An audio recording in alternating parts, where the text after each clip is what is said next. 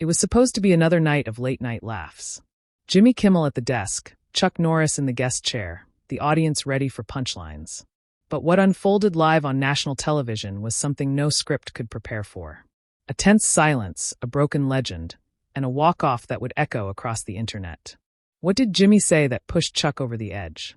And why is no one laughing now? Do you think maybe the legend of Chuck Norris is just a really well-edited myth?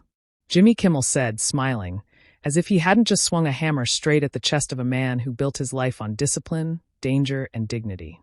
The laughter from the audience was immediate, loud, and a little too eager, like it had been waiting all night for permission to mock the guest. They had stood up to applaud just minutes before. But this wasn't where it began. The evening had all the right markings of late-night comfort, bright lights, polished floor, a live band easing into the familiar rhythm of a welcome-back episode. Promotional graphics had flooded the internet earlier that week. Chuck returns. They read, plastered over a silhouette mid-roundhouse kick. Fans of the old days, the action days, the denim-on-denim days, were buzzing. Nostalgia was a currency. And Chuck Norris was about to cash in. Or so it seemed. He stepped onto the stage exactly as the camera swung to its wide angle. The crowd rose in ovation. Chuck didn't smile right away. He acknowledged the cheers with a subtle nod and a calm, military-straight posture. There was reverence in the room. But there was also something else. The music playing behind him wasn't dramatic or heroic. It wasn't a tribute to Walker, Texas Ranger, or even a pulsing score from Delta Force. No, it was the theme from a 90s comedy show. Light, borderline goofy, underscored by canned percussion and synthesized brass. Maybe the audience didn't notice, but Chuck did. He paused half a beat, just long enough for the front row to wonder if he'd missed a step, but he hadn't. He walked to the guest chair, shook Jimmy's hand with the precision of someone trained to measure strength in every movement, and sat down. Cameras zoomed in. Applause faded. And then the poster. It was right behind the desk, tucked in the backdrop alongside framed photos and shelves of irony. It was a blown-up image of Chuck from a 1986 movie. Except they'd gotten the title wrong. It read Delta Warrior. That movie didn't exist. Not really. It was a mashup, a fictionalized title, probably crafted by some intern trying to be clever. Chuck's eyes glanced at it. No words, just a flicker of awareness. The kind of look a man gives when he realizes the terrain is not as familiar as he'd been promised. He looked from the poster to Jimmy, then to the studio camera, staring directly into the lens. And for a second, no one moved. The air shifted, imperceptibly at first, as if someone had turned the AC down a few degrees. People kept smiling, but their posture tensed. Something about the way Chuck had looked at that lens. It wasn't just acknowledgement. It was warning. Jimmy began his intro with the usual cadence. Chuck Norris, everyone, the man, the myth, the meme. He grinned. The crowd chuckled. Chuck gave a nod, but his expression stayed neutral, measured, calculated, as if his body was present but his mind had already stepped into defensive stance. The first few minutes were what late-night producers would call warm-up content. Old stories from sets, how training for movies had changed over the decades, a question about fitness routines. Chuck played along. Barely. Then Jimmy started shifting tone. Chuck, I mean this with all due respect, and you know how much I love you. But how does it feel to go from being the face of unstoppable masculinity to a punchline on Reddit? A few nervous laughs. A beat. Chuck didn't answer right away. And in that pause, something fundamental cracked. It wasn't just that Jimmy had asked a pointed question.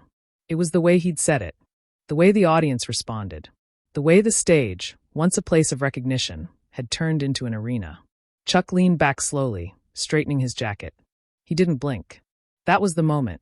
The one no one remembered until they rewatched the footage later. That was when the energy in the room changed. Not with a word, but with an expression, with a glance that said, "This is no longer a conversation. It's a test. And someone here doesn't know what they've just started." Jimmy leaned forward, the grin still painted across his face, as if it were part of the set lighting.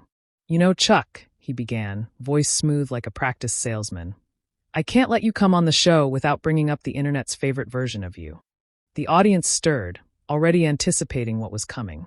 "Ladies and gentlemen," Jimmy continued, motioning toward the screen above the stage, "a tribute to the one, the only, the man who once punched a black hole into behaving, Chuck Norris." The screen lit up. Clips, memes, animations. One showed Chuck Roundhouse kicking the moon, shattering it into pieces that reassembled to spell America. Another had him arm wrestling God, ending in a draw. Then came the viral line: when Chuck Norris enters a room, gravity takes a knee.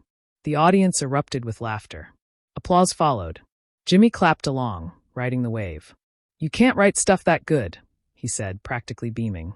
"I mean, how does it feel to be the only man alive who can divide by zero?" Chuck smiled faintly. Not forced. Not quite amused either.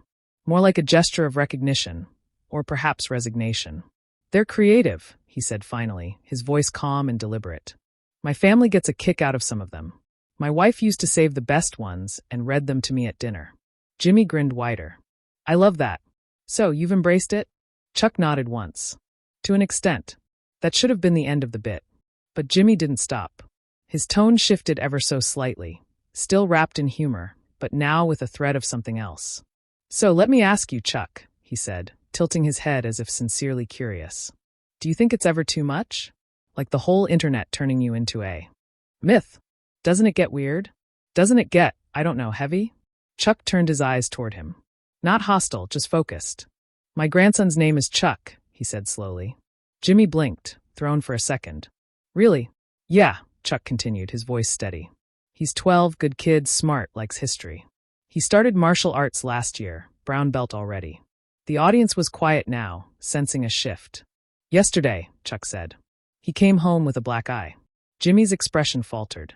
"Some boys at school?" Chuck went on. "Challenged him to a fight. Not play fighting, not sparring. Real punches, real bruises. One of them said, 'Let's see if little Chuck is like Big Chuck.'" No one in the audience laughed. Chuck didn't blink.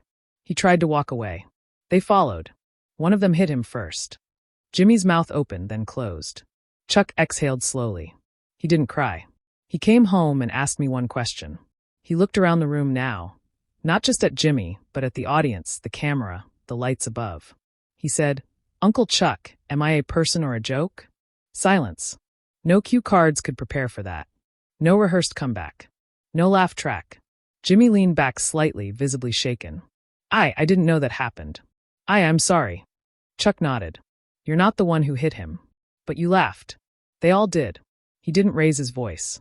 He didn't accuse. But the weight of the words filled every inch of the room. "I've laughed too," he admitted. "At first, it was funny. It was flattering. Then it was everywhere. Billboards, coffee mugs, passwords. Kids who never saw a single movie of mine thought I could shoot lasers from my eyes. And somewhere along the way, I stopped being a man with a past. I became a punchline with a myth."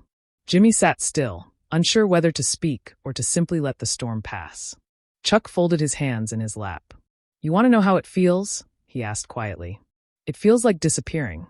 Slowly. Like every time someone says a Chuck Norris joke, the man gets erased just a little more, until one day he's gone. Just a meme and a feed full of noise." A few people in the audience looked down. Others fidgeted in their seats. The room had shifted again.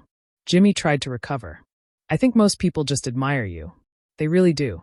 I mean, who else has that kind of legendary status? You're a cultural icon." Chuck offered no immediate reply.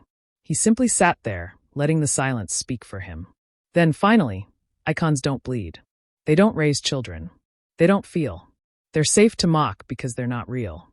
But I'm real. And so is my grandson. Jimmy nodded slowly. "That's fair. I'm not asking for sympathy," Chuck said. "I'm asking for a moment of thought, just one. Before we turn someone into a cartoon, ask yourself what happens when they stop being able to live outside that cartoon." The audience didn't clap. They didn't laugh. They didn't know what to do. And that's exactly where Chuck wanted them. Jimmy cleared his throat. His eyes darted briefly toward the cue cards just off camera. Then back to Chuck. "That's powerful," he said, almost too softly for the mic to pick up. "Really. And I think it's good for people to hear that side of you, because the internet, well, it doesn't leave much room for depth, does it?" Chuck didn't answer. He simply waited, the way a seasoned fighter waits for the next move. Because he could see it. Jimmy wasn't retreating. He was pivoting. And then the pivot came. "But Chuck," Jimmy said, shifting his tone like a magician distracting with a flick of the wrist. "Since we're talking about the man behind the myth, I want to show our audience something. Something maybe a lot of people haven't seen." He gestured again toward the screen above the stage. "Roll the clip," he said. The footage began with a grainy C-SPAN-style video. Chuck standing at a podium, delivering a speech. The American flag behind him, the logo of a conservative political group barely visible in the background. The words came out steady, clear, unmistakably Norris. We stand for strength, for sovereignty, for the moral backbone of a nation built on sacrifice. But then music. Not orchestral, not solemn. A pop beat, ridiculous, upbeat, carnival-like, overlaid as if Chuck were the star of a reality game show. The camera cuts. Zoom-ins. The exaggerated captions. Defender of abs and Captain Kung Fu in Comic Sans. Every sentence punctuated with a cartoonish boing sound or laugh track. It was a mockumentary edit, and it was airing in front of millions. The audience laughed, a few louder than others, a ripple of awkwardness beneath the mirth, but laughter all the same. Jimmy chuckled. Okay, I know, a little creative editing, but hey, you gotta admit, it's funny. Chuck was still. Utterly still. The clip ended. The studio lights dimmed just a little. The sound of forced laughter faded like a train pulling away from a crash. That clip, Chuck said, his voice measured, was from a private veterans meeting in 2008. Jimmy blinked. Oh, I didn't realize. It wasn't a public rally. It was a closed room. I was speaking to people who'd lost brothers, limbs, futures. Chuck's tone didn't rise. It didn't have to. It had gravity. And who, he asked, eyes narrowing just slightly, gave permission to broadcast that footage? Jimmy hesitated, then looked off stage. His hand shifted, as if he expected a producer to jump in, offer a line, toss a lifeline. No one moved. Chuck turned his head slowly toward the left edge of the stage. Not dramatic, not confrontational, just deliberate. His gaze found someone, a man in a headset, clipboard in hand, one of the showrunners. The man froze. Chuck didn't say a word. He didn't need to. Because everyone saw it. This wasn't Jimmy versus Chuck anymore. This was a network. A machine. A carefully designed spectacle. And Chuck had just stepped outside of the frame. I came here to have a conversation, Chuck said, turning back to Jimmy. Not to be turned into a prop in your comedy sketch. Jimmy tried to chuckle, but it caught in his throat. Chuck, it was just a lighthearted. It wasn't lighthearted, Chuck interrupted calmly. You used a speech where I honored fallen soldiers and turned it into a circus. And the audience had gone quiet. Again. Not stunned, this time guilty. Chuck looked down for a second, then back up. There are moments in a man's life when he's expected to defend something. His family, his country, his name. I've spent my life doing that, in the ring, on the screen, in real life. Jimmy leaned in, trying to regain footing. But Chuck, come on. You've made your brand off of being bigger than life. You've leaned into the iconography, the tough guy, the patriot. Don't you think people have a right to engage with that? Even if it's with a little satire? Chuck raised an eyebrow. Satire requires truth. This wasn't satire. This was manipulation. This was disrespect packaged as comedy, because you thought the laughs would shield you. Jimmy opened his mouth, closed it again.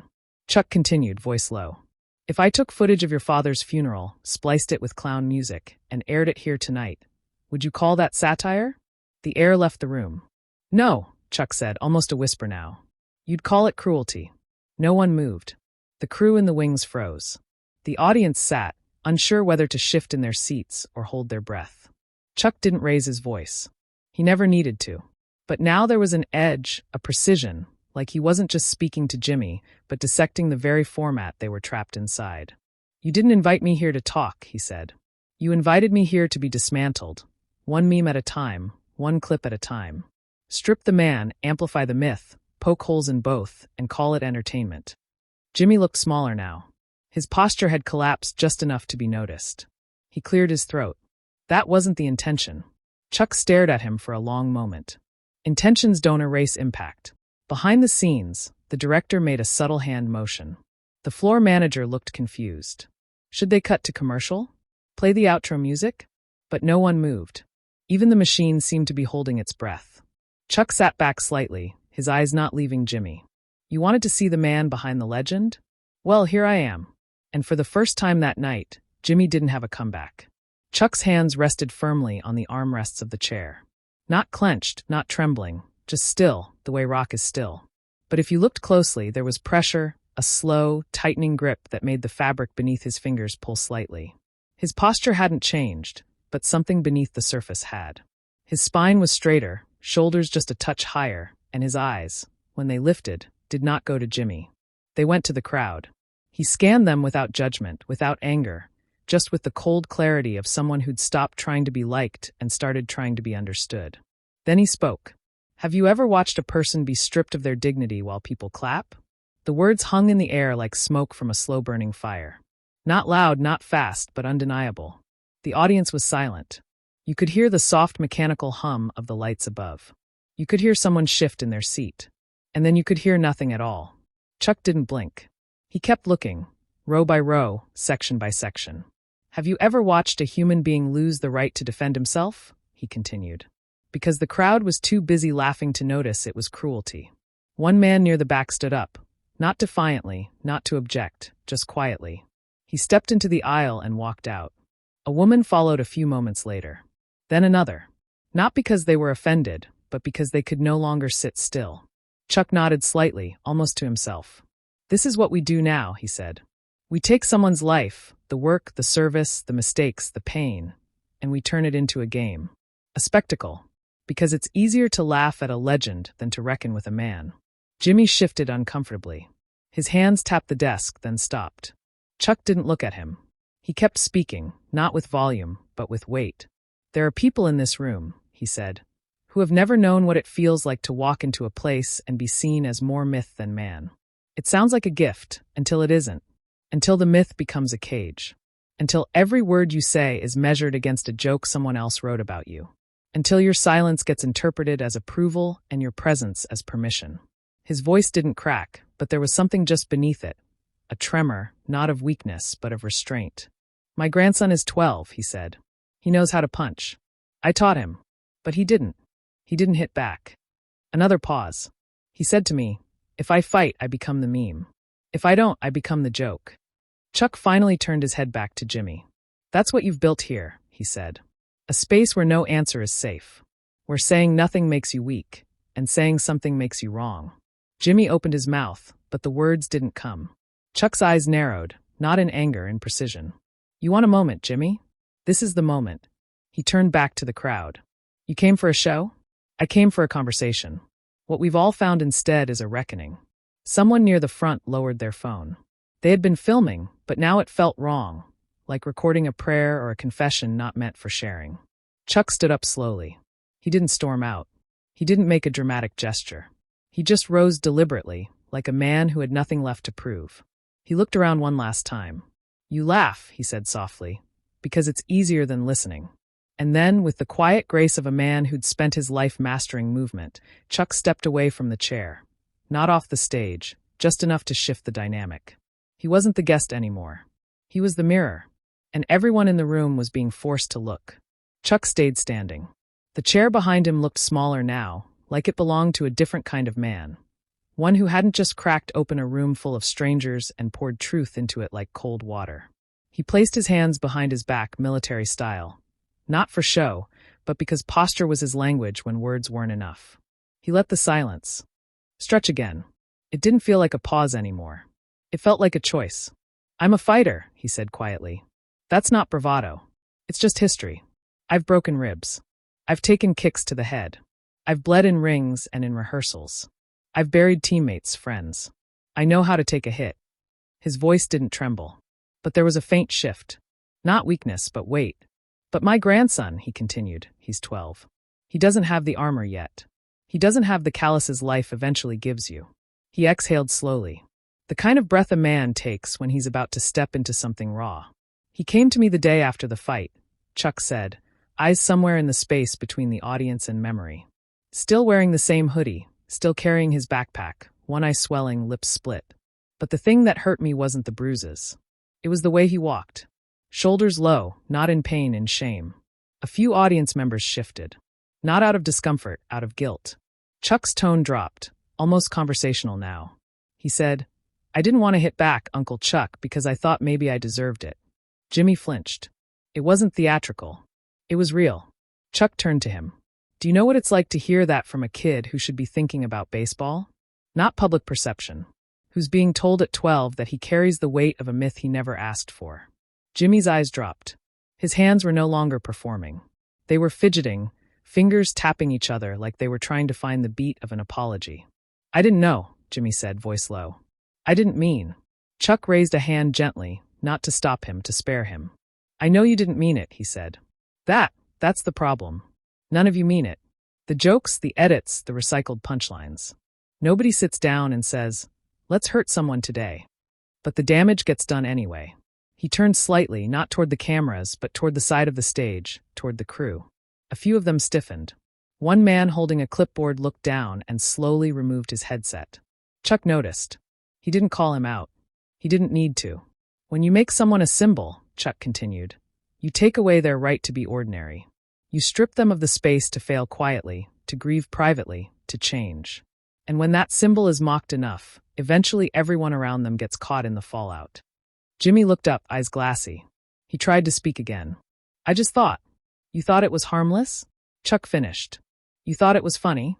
You thought the myth could take it. Chuck walked slowly toward the desk. Not threatening, not dramatic, just direct.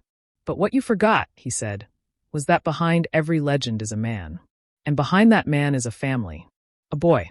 A kid sitting in a classroom wondering why everyone thinks he's supposed to be invincible. Jimmy didn't respond. He couldn't. This wasn't the usual talk show tempo. There were no commercial breaks, no pre-approved jokes, no clever segues to pull them out of the fire.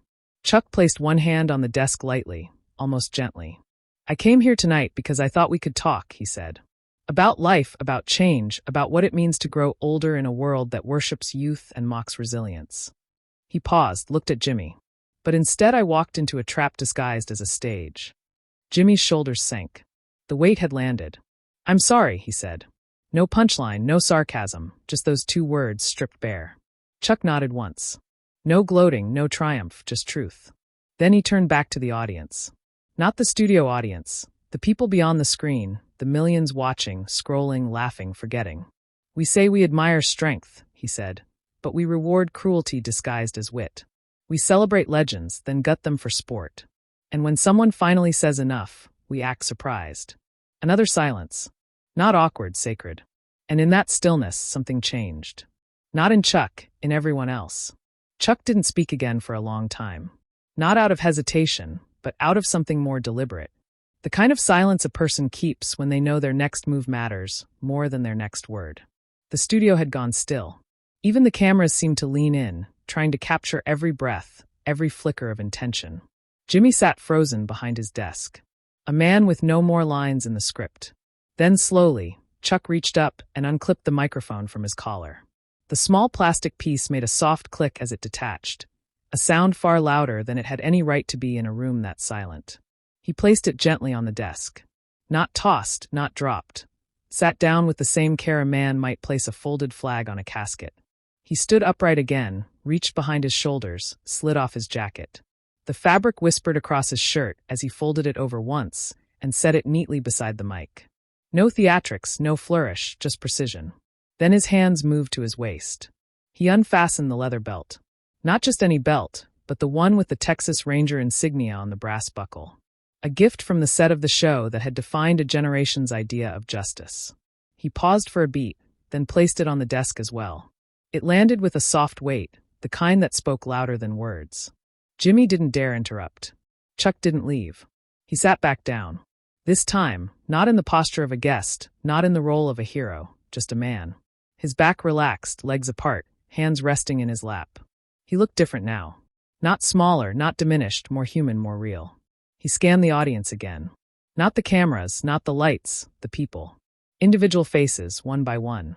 I wore that belt, he said, nodding toward the desk. On screen for almost a decade. Every time it came on, people knew what it meant. Justice, honor. The good guy wins. He paused. But that's fiction. Controlled. Scripted. Nobody edits your pain in real life. Nobody yells cut when it goes too far. A hush settled even deeper. Someone in the third row wiped a tear with their sleeve. No one laughed. No one filmed. Chuck leaned forward slightly. I've been called a legend, he said. I've been called a myth, an internet god, a ghost in boots. And I let it happen. I let the image grow because it made people smile. It made them feel safe, strong, like the world had someone in it who could always win. His eyes moved back to the desk, to the mic, the jacket, the belt. But the truth is, he said, I'm none of those things. His voice stayed level, steady. Not a confession, a clarification. I'm a father, a grandfather, a man who's seen war and lost friends. A man who's failed, who's wept, who's doubted himself more times than you'd believe. He exhaled. I'm not a superhero. I'm just someone who knows when a joke stops being funny, when it starts cutting people open instead of opening minds. He turned toward Jimmy for the first time since sitting back down. You wanted the legend to sit here tonight, but I brought the man. Because the legend doesn't flinch. The legend doesn't feel. But the man does. Jimmy nodded, silent. Chuck turned back to the crowd, softer now. I didn't come here to make headlines. I came here to remind you that even legends bleed. Even icons have breaking points. And sometimes the strongest thing a man can do is say that's enough. He stood once more, slower this time. Took one last look around the room. And then he smiled. Not for show. Not to perform. Just a quiet, knowing smile from a man who had finally said what he came to say. Chuck stepped away from the chair without a word.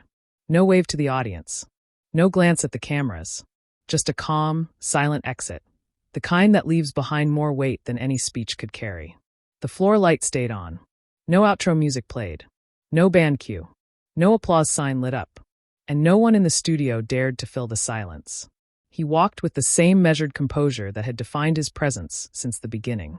Not rushed, not theatrical, just deliberate. And as he reached the edge of the stage, he paused briefly.